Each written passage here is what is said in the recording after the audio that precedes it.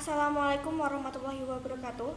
Pertama-tama, perkenalkan terlebih dahulu, nama saya Nia Ziva Nohrininda dari kelas Akuntansi 1B dengan nomor induk 20202120.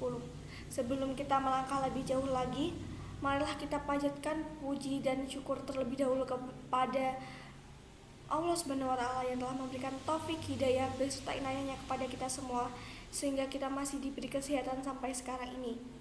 Tak lupa juga marilah kita panjatkan sholawat serta salam kehadirat beliau baginda Nabi Agung Muhammad SAW yang semoga kita tergolong sebagai umatnya di hari akhir. Di sini saya akan berkhitbah tentang Islam, kebangsaan dan nasionalisme untuk memenuhi tugas agama Islam di semester ini.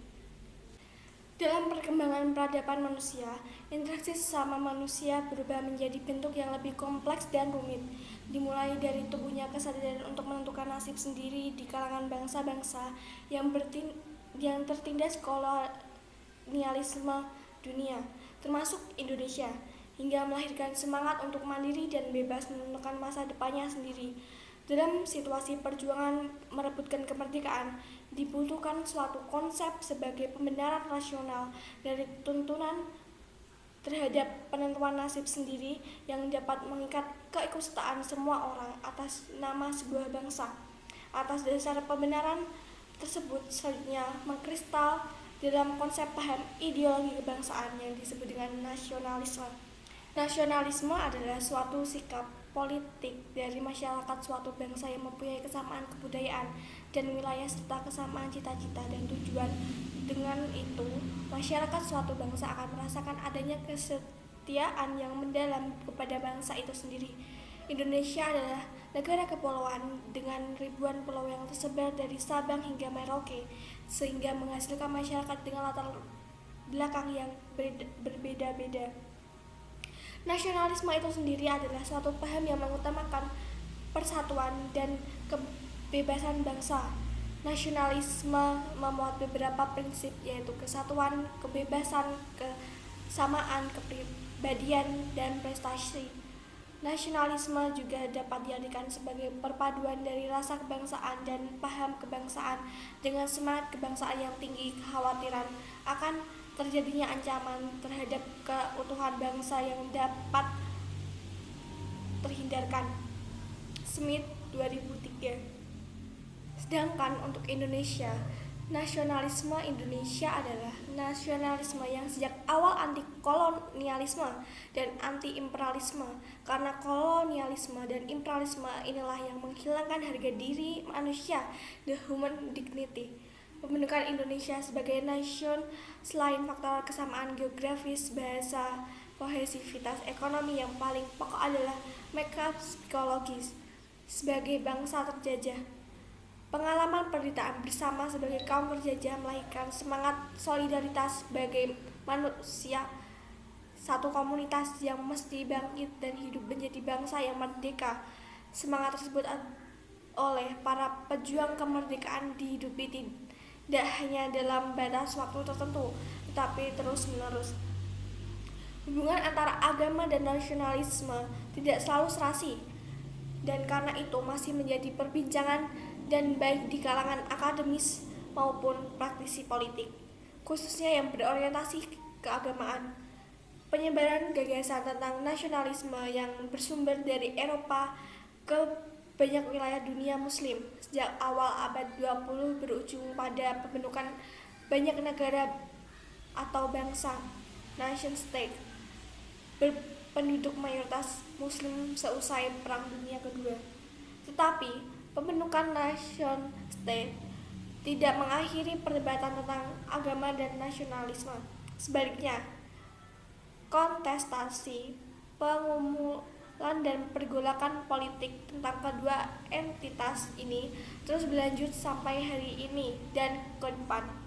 Dinamika yang terjadi dalam masyarakat keagamaan berbarengan dengan perubahan politik pada tingkat lokal, nasional, dan internasional membuat perdebatan tentang agama dan nasionalisme kembali mengemuka.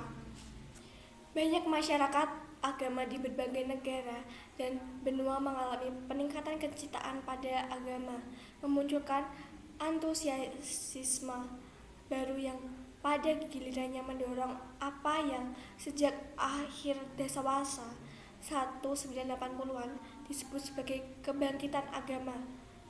Fenomena ini melanda komunitas keagamaan Protestan di Amerika, kalangan Muslim di banyak negara, kaum Hindu di India, atau juga Buddha di Sri Lanka dan Thailand. Pada pihak lain sebaliknya, banyak paham nasionalisme bangkit kembali dan atas kedua hal tersebut banyak terjadi perpecahan. Indonesia yang wilayah begitu luas dan etnis yang sangat beragam, alhamdulillah selamat dari perpecahan tersebut.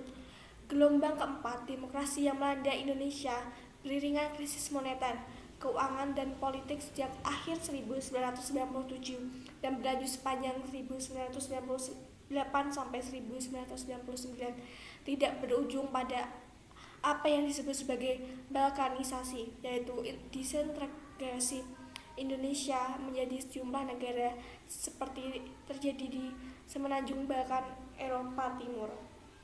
Salah satu kejadian yang melibatkan nasionalisme dan Islam yaitu aksi damai yang melibatkan jutaan umat Islam di akhir tahun 2016 menimbulkan berbagai pro dan kontra. Orang dengan paham nasionalisme tentu mengklaim bahwa umat Islam minim sikap nasionalisme. Negara Indonesia adalah negara demokrasi dengan segala perbedaan terdapat di dalamnya dari mulai suku, budaya, agama, dan lain sebagainya. Jadi segala keputusan harus berlandaskan prinsip nasionalisme. Tuntutan aksi adalah menuntut saudara Ahok agar segera diproses dengan kasusnya penistaan terhadap agama Islam. Tuduhan penistaan adalah berpatok pada perkataannya saat berpidato di Kepulauan Seribu, yaitu, "Jadi, jangan percaya sama orang. Kan bisa saja dalam hati kecil Bapak Ibu nggak bisa pilih saya. Karena dibohongin pakai surat Al-Maidah ayat 51 macam-macam gitu loh. Itu hak Bapak Ibu ya." Begitulah kiranya omongan Ahok pada pidatonya di Kepulauan Seribu. Respon terhadap aksi damai 2012 yang diklaim minim nasionalisme tetapi mementingkan paham dari agama dalam negara yang menganut sistem pemerintahan demokrasi adalah aksi parade kebinekaan Indonesia yang diselenggarakan di arena Car Free Day. Aksi parade ini diklaim sebagai parade pemersatu bangsa Indonesia dengan menggelar kebudayaan dari seluruh Indonesia, dan ada pesan tersirat bahwa aksi 212 yang bersifat memecah antar umat agama. Di balik itu, seperti yang dilansir pada www.radarindonesianews.com pada 2016, aksi damai 212 diklaim lebih nasionalis karena memilih tujuan yang jelas dan tidak menimbulkan hal negatif seperti merusak tanaman dan meninggalkan kotoran di lokasi. Aksi damai 212 membawa inspirasi bangsa dan agama, di mana ditunaikan sholat Jumat yang diselenggarakan di arena Car Free Day di sepanjang Jalan Tamrin, Jakarta Pusat tersebut tidak memiliki tujuan yang jelas. Apalagi ditambah dengan munculnya atribut partai di arena yang dikhususkan untuk masyarakat berolahraga itu. Halnya hadis yang akan saya bacakan berikut ini. Wa id adhodna misaqakum la tasfikuna dima'akum wa la tukhrijuna anfusakum min diyarikum summa aqrartum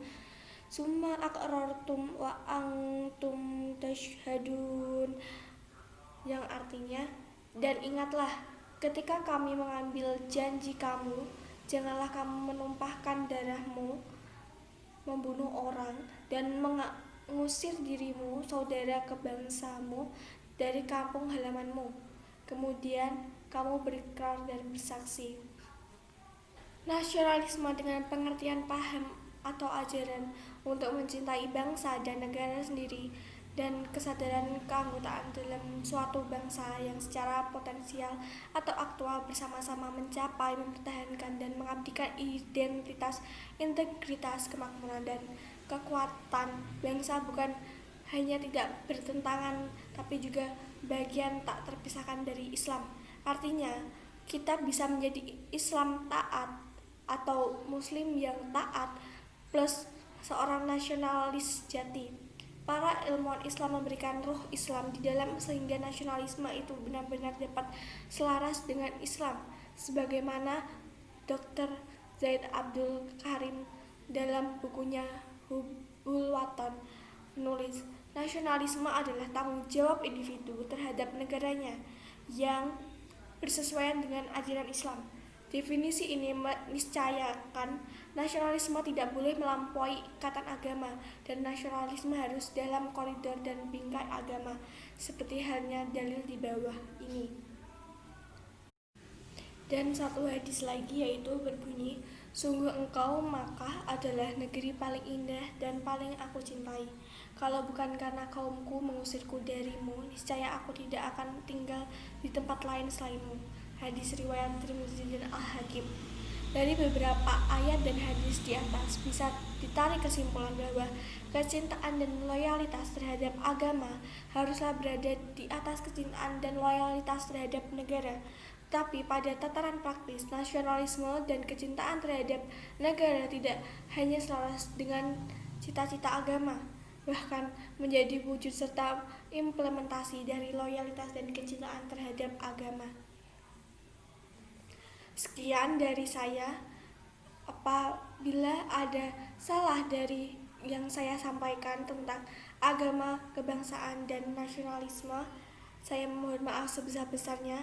Marilah kita duduk dengan bacaan hamdalah bersama-sama. Alhamdulillahirabbil alamin. Wassalamualaikum warahmatullahi wabarakatuh.